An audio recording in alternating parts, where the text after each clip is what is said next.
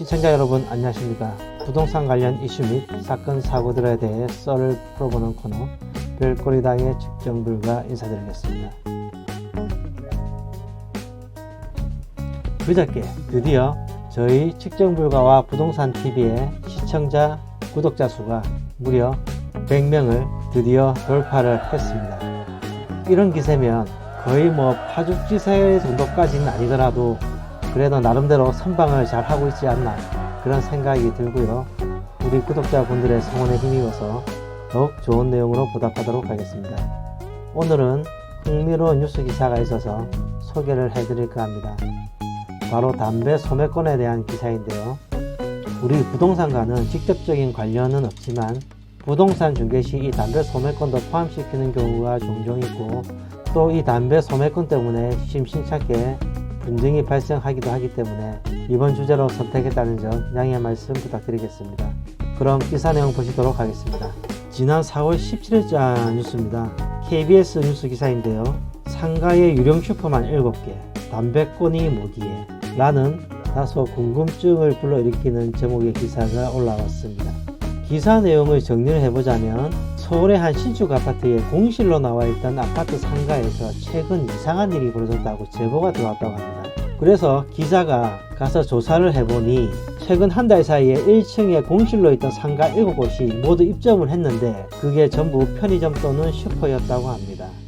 더 희한한 건 7군데 모두 문이 굳게 닫혀 있었다는 거죠. 영업을 안 하고. 기자가 유리문 너머로 매장 안을 들여다보니 매장 안에는 계산대와 진열장 그리고 물건들이 진열되어 있었다고 하는데요. 지나가는 주민들 말을 들어보니 인테리어 공사를 마치고 물건을 넣고 세팅만 해둔 다음에 좀처럼 문을 열지 않는다고 합니다. 상가를 임대하려면 보증금도 들어갔을 테고 매달 임대료도 지급해야 되는데 상식적으로 납득이 가지 않았던 기자는 인근 부동산 사무실에 문의를 해보고 나서야 그 이유가 담배권 때문이었고 문을 닫아둔 채 임대료만 지불하는 상황이 납득이 되었다고 하는데요. 이제부터 그 이유가 무엇인지 하나하나 살펴보도록 하겠습니다. 우선 담배권은 담배 소매인으로 지정이 된다는 의미로서 지정받은 자만이 이 담배를 팔 수가 있습니다. 무슨 말인고 하니 아파트 단지가 들어서면 시군구청에서는 공고를 내고 여기에 신청을 한 자가 있으면 그 신청자가 담배 소매인으로 지정이 되는데요.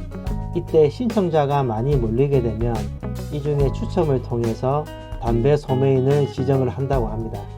그런데 그냥 서류 접수만 하면 되지, 신청만 하면 되지 왜 굳이 비싼 돈을 들여서 인테리어도 하고 보증금도 내고 매달 임대료도 낼까요? 바로 신청 조건을 보면 알 수가 있는데요. 신청 조건 중에는 바로 점포를 갖추어야 한다는 내용이 있기 때문입니다. 적어도 당장 운영 가능할 정도의 시설 상태가 갖추어져야 실사를 통해서 추첨 대상자가 된다고 합니다. 참고로 4,500원짜리 담배 한 갑을 팔면 대략 마진율이 200원에서 400원 정도가 된다고 하는데요. 이 갭 차이가 나는 이유는 카드 수수료나 가맹점일 경우에는 가맹비가 빠지기 때문이라고 합니다. 담배 그거 안 팔면 그만이지 한 갑 팔아봐야 얼마나 남는다고. 괜히 미성년자한테 잘못 털려서 벌금까지 내고 영업정지 당하는 그런 얘기도 종종 듣는데 왜 굳이 사서 고생을 하느냐, 아까운 시간 버리고 비싼 임대료까지 지불하면서 라고 생각하시는 분들도 있을 겁니다. 그런데 무시 못할 게 이 담배가 매출에서 차지하는 비중이 평균 40%를 웃돈다고 합니다. 굉장하죠. 여기다가 고객들이 담배를 사러 오면 담배만 사가는 경우도 있지만 음료도 같이 사거나 간식도 같이 사는 경우도 굉장히 많지 않습니까? 거기서 오는 간접적인 매출 증대도 무시 못한다는 거죠.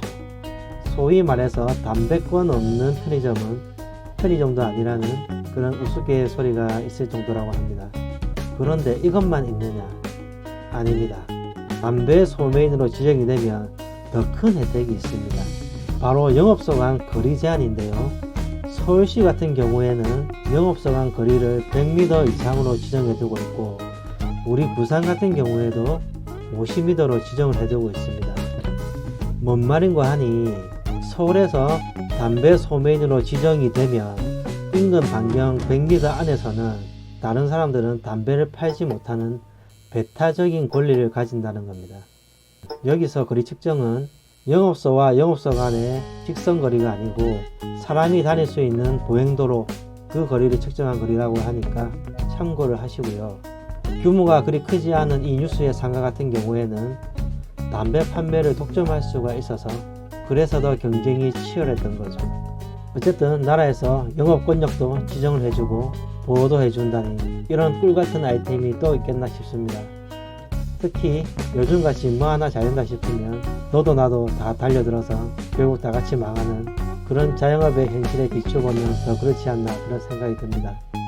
그리고 어떻게 보면 분양권 신청하고 비슷하다는 그런 생각도 드는데요. 돈이 된다 싶으면 우르르 몰려들었다가 분양이 끝나면 흔적도 없이 흩어지는 것처럼 말이죠. 그런데 부동산 관점에서 보면 의문점이 드는 게 있습니다.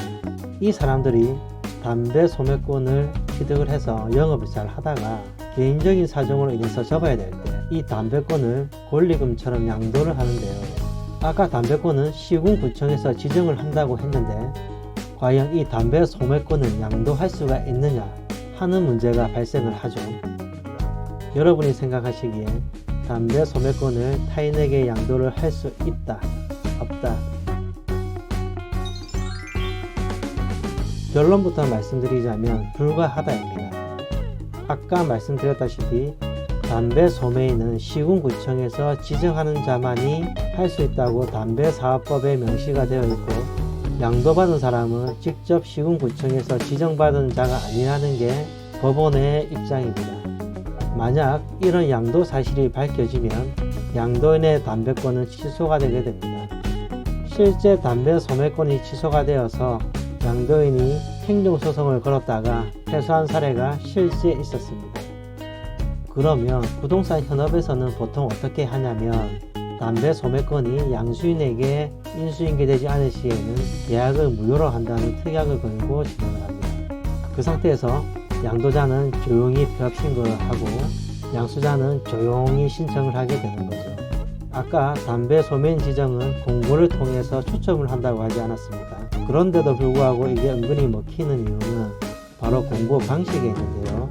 공고 방식을 보시면 신청 기간이 보통 7일에서 14일로 짧은 데다가 정부 24라든지 시군구청 홈페이지에서 공고를 하다 보니까 우리 같은 일반인들은 모르고 그냥 지나치는 경우가 허다합니다. 그리고 관심 있어 하시는 분들도 개인적인 사정으로 바빠서 몇 달 홈페이지를 들여다보지 않으면 그 사이 공고 기간이 그냥 지나쳐 갈 수도 있는 거고요. 어쨌든 이런 이유로 은근히 이 방법이 잘 먹히긴 합니다.